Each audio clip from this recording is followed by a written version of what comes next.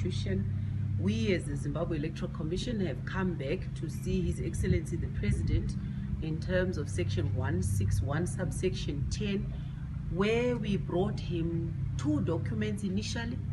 The first document is dealing with our response to the concerns that were raised by Parliament. The second document is dealing with the concerns that His Excellency raised himself.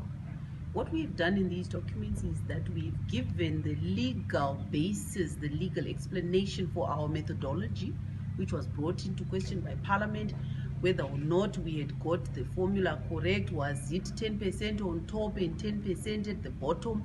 Was it plus or minus 20%? To what extent did IZEC have discretion? There were a lot of concerns raised, but in the responses which we've submitted to His Excellency the President, we've taken each concern one by one.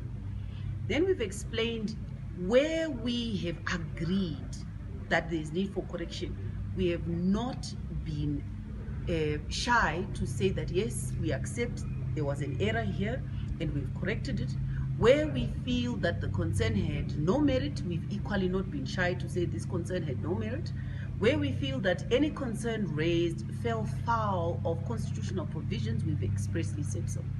So what we did is we resubmitted to His Excellency the President the concerns and our responses to those concerns, which is our constitutional mandate in terms of Section 161, subsection 10.